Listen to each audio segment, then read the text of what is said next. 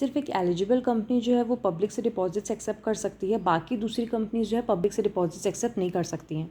तो eligible public companies कौन होती हैं? सो एलिजिबल कंपनी एक ऐसी पब्लिक कंपनी होती है जिसका नेटवर्थ 100 करोड़ या उससे ज़्यादा होता है, या फिर टर्नओवर 500 करोड़ या उससे ज़्यादा होता है, दोनों में से कुछ भी, उसे हम एलिजिबल कंपनीज बोलेंगे। सिर्फ एलिजिबल कंपनी ही जो है वो डिपॉजिट्स एक्सेप्ट कर सकती है पब्लिक से, ठीक है। बाकी दूसरी कंपनी सिर्फ अपने मेंबर से ही डिपॉजिट्स के रूप में पैसे एक्सेप्ट कर सकती है, बाकी पब्लिक से नहीं ले सकती है।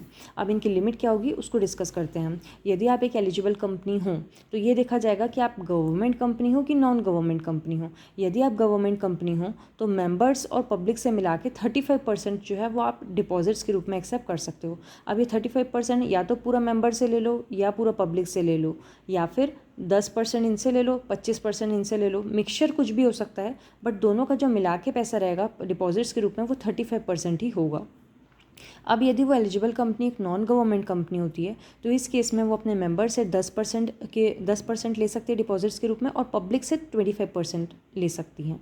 अब यदि आप जो है वो एलिजिबल कंपनी नहीं है, पब्लिक कंपनी है बट एलिजिबल कंपनीज नहीं है, तो इस केस में उस अदर पब्लिक कंपनीज के लिए जो लिमिट रहेगी वो 35% रहेगी अपने मेंबर से। चूँकि अब हम जितनी भी कंपनीज की कैटेगरी में पढ़ेंगे उसमें पब्लिक से तो जो है रहेगा वो ज़ीरो ही रहेगा, ठीक है, चूँकि अभी एलिजिबल कंपनीज नहीं हैं।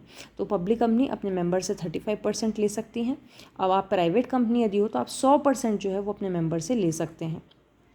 अब आप IFSC प्राइवेट पब्लिक कंपनीज़ हैं तो इस केस में भी आप 100% ले सकते हैं अपने मेंबर्स से। और यदि आप एक ऐसी प्राइवेट कंपनी हो जो 3 कंडीशन सेटिस्फाई कर रही हैं, वो अनलिमिटेड अमाउंट जो है अपने मेंबर से ले सकती हैं डिपॉजिट्स के रूप में, ठीक है, इनको ये लिया। और एक स्टार्टअप कंपनी भी जो है वो अपने मेंबर से अनलिमिटेड अमाउंट ले सकती है डिपॉजिट के रूप में। सो ये हो गई। अब ये जो हम परसेंटेज निकाल रहे हैं ये किसका होएगा? तो ये paid up share capital, free reserve plus SPA, ये तीनों को जोड़ के हम लिमिट निकालेंगे। ओके, सो अब ये प्राइवेट कंपनी जो हम बोले कि जो 3 कंडीशन सेटिस्फाई कर रही है, वो 3 कंडीशन क्या है? सबसे पहली बात तो ये कि ये जो कंपनी है ये सब्सिडरी एसोसिएट नहीं होनी चाहिए किसी दूसरी कंपनी की। सेकंड कंडीशन, इनकी जो बोरोइंग्स है बैंक्स, फाइनेंशियल इंस्टीट्यूशन से या फिर किसी दूसरी बॉडी कॉर्पोरेट से, वो लेस देन एक लिमिट होनी चाहिए, ठीक है। वो लिमिट क्या है? जो भी उनका पेड अप शेयर कैपिटल है उसका ट्वाइस अमाउंट या फिर 50 करोड़ रुपए, दोनों में से जो भी कम है उतनी लिमिट से कम का उनकी जो है वो बोरोइंग्स होनी चाहिए।